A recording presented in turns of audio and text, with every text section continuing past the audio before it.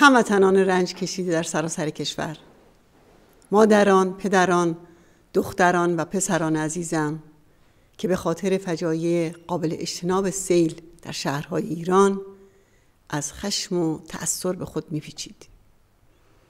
برافروختگی شما علیه رژیم ولایت فقیه یعنی مسبب این همه ویرانی و مرگ و ماتم تمام رژیم را به وحشت انداخته. حق با شماست که در این سیلاب‌ها پایان کار آخوندها رو می‌بینید. حق با شماست که در این سیلاب‌ها سرریز شدن فساد و جنایت آخوندها رو می‌بینید. این فاجعه باز هم اثبات کرد که چپاول و ویرانگری رژیم حاکم در این 40 سال یک سیاست جنایتکارانه است که در هر سیل و زلزله جان و زندگی انسان‌های بی‌پناه رو نابود می‌کنه.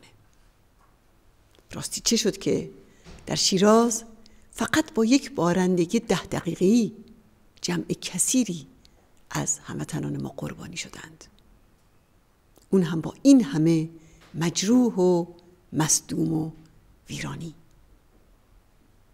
این بلا رو آخوندهای اشغالگر بر سر شیراز و مردم دلاور اون آوردند. مسیل و تنگه‌ای رو که محل هدایت سیلاب‌ها بود از بین بردند. در مسیر رودخانه خشک کنار دروازه قرآن تأسیسات شهری بنا کردند و از قبل این طرح‌ها پولهای کلان نصیب خود یا همدستانشون کردند.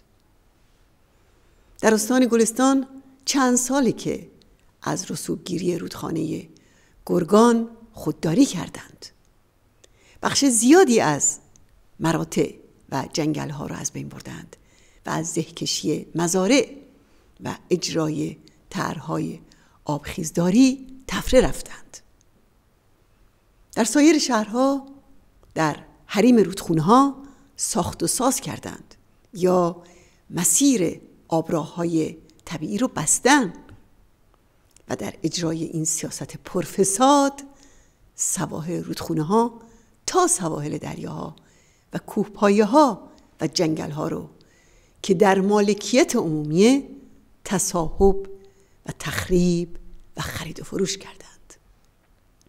همچنان که مسعود پیش از این گفته بود، نتیجه حاکمیت آخوندی، حاکمیت ولایت فقیه و این رژیم منحوس در یک کلام جز تباهی نسل و تباهی تولید و ویرانی محیط زیست و همچنین تخریب امید و اعتماد مردم نبوده و نیست.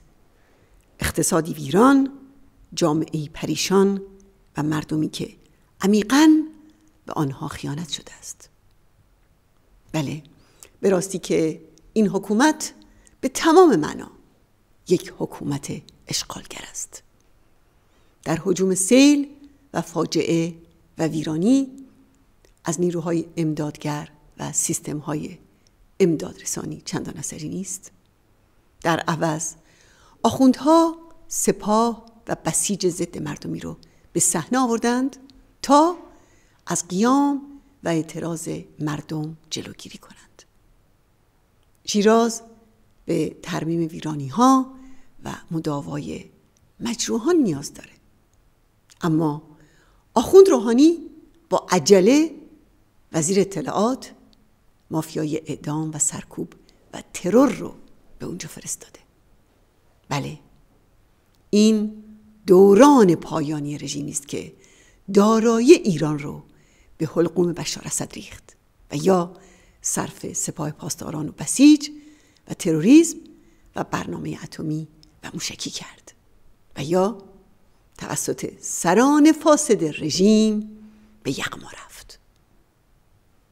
پناه بردن به نمایش شهرهای موشکی هم آخوندها رو نجات نمیده، چون حالا زمان شهرهای شورشی و کانونهای شورشی و قیام و خیزش مردمیه که اراده کرده اند خودشان و زندگیشان را و همچنین آینده کودکانشان را از سیلاب شوم ولایت فقیه نجات بدهند. و همچنان که قرآن میگوید ان الله لا یغیر ما بقوم حتی یغیروا ما بانفسهم، همانا که خداوند روزگار یک ملت را تغییر نمیدهد مگر آنگاه که خود برای تغییر حال و وضع خودشان قیام کنند و بپاخیزند. بله، مردم به پا خواسته ایران میخواهند از شر و شرارت این رژیم تبهکار رها شوند و کشوری و جامعه‌ای برپا کنند که در آن آزادی و دموکراسی و برابری حاکم باشد، تا دیگر کسی نتواند ابتدایی ترین و ضروری ترین نیازهای زیست محیطی شهرها و روستاها را نابود کند و مردم ما را بی دفاع بگذارد. هموطنان دردمند، امروز زبان حال ایرانی ها در همه جا شعر حافظ شیرازی است که خوشا شیراز و وضع بی‌مثالش، خداوندا نگه دار از زوالش. خدایا شیراز و همه شهرها و روستاهای ایران را از زوال و از ملال حاکمیت آخوندها نجات بده.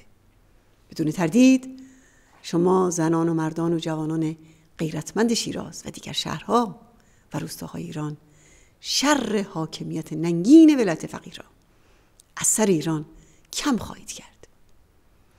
باز هم به خانواده های داغدار در شیراز و همه خانواده ها در استانهای سیل زده تسلیت میگویم و برای مجروحین و مصدومین آرزوی بهبودی دارم. دلهای همه ایرانیان از بیپناهی مردممون در این تراژدی به درد اومده. از فریاد انسانهایی که در اتومبیل‌ها در محاصره سیلاب کمک می‌خواستند و فریاد رسی نداشتند، تا کودکان معصوم غرق شده در سیلاب و مردمی که زندگیشون را از دست دادند. بنابراین عموم هموطنان رو در مناطق سیل زده و در نقاطی که در معرض خطر هستند به همیاری فرا می‌خوانم. تنها راه و بهترین راه این است که خودمان به کمک هم برخیزیم.